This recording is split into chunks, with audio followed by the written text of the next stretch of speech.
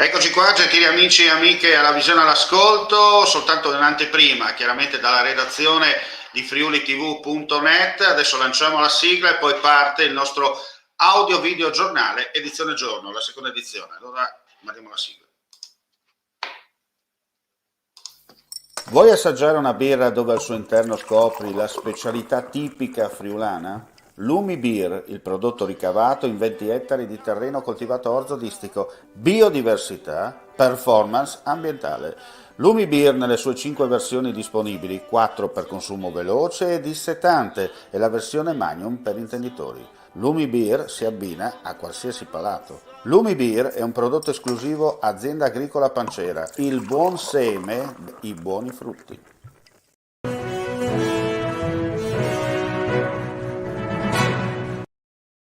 Eccoci qua dunque dalla redazione di friulitv.net, seconda edizione del nostro audio video giornale. Apriamo subito con un'ultima ora importante perché bisogna sottolineare che c'è stato un lutto e l'abbiamo già dato come lancio nella nostra pagina, perché purtroppo è deceduto il Cavaliere del Lavoro, Marco Fantoni, nato a Gemona nel 1930. Fantoni è stato l'anima della stessa azienda, la stessa SPA che porta il suo nome. Ha fatto la storia del Friuli industriale, con lui viene a mancare un altro rappresentante di quella generazione di imprenditori che con grande sacrificio e altruismo ha fatto grande il nostro territorio, contribuendo alla sua rinascita post-sisma del 76 e alla sua indiscussa affermazione sui mercati mondiali.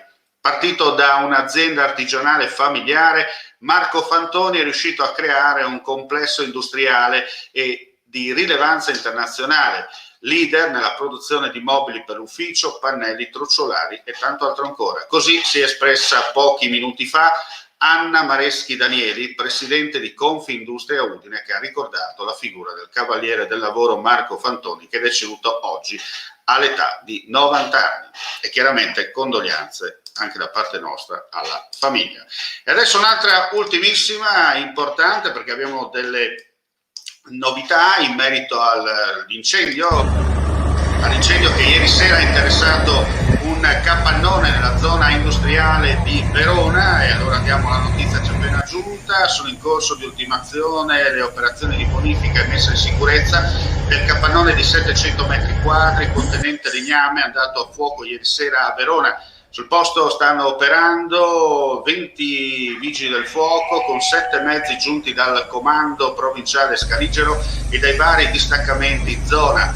Per risalire alle cause, tutte le piste chiaramente in questo momento sono battute, stanno indagando i carabinieri. Da segnalare, per fortuna, nessun ferito, questa è una cosa importante. Cambiamo argomento e parliamo di iniziative legate all'Università di Udine, per dire che una turbina in servizio per oltre 40 anni, ora dismessa alla diga di Saulis, è stata donata dalla società A2A che gestisce l'impianto all'Università degli Studi di Udine. Lunedì prossimo alle 11, davanti all'entrata, lato nord-est del polo scientifico dell'Ateneo, in via delle Scienze 206 a Udine, si terrà l'inaugurazione del manufatto. Alla cerimonia di scoprimento della turbina parteciperanno tra gli altri per l'università il rettore Roberto Pinton, il professor Piero Pinamonti, che ha progettato e coordinato la valorizzazione della turbina nell'ambito delle attività del Dipartimento Politecnico di Ingegneria e Architettura, che sarà rappresentato invece dal direttore Marco Petti. Per A2A sarà presente Mauro Codutti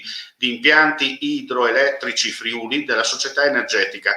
Per la ditta SEA SNC di Remanzacco, che si occupa delle operazioni tecniche, interverranno il titolare Augusto Casarin e il figlio Giovanni.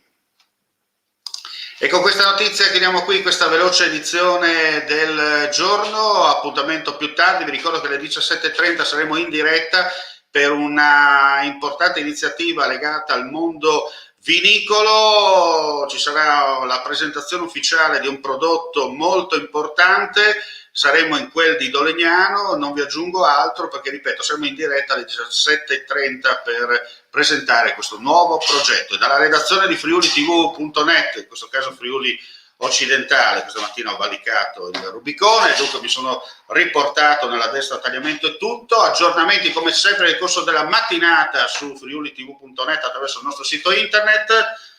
11.33 per chi ci guarda in diretta, un saluto anche a coloro che seguiranno in leggera differita questo appuntamento del nostro notiziario. Il nostro motto non cambia perché, come dico sempre, mandi alla prossima.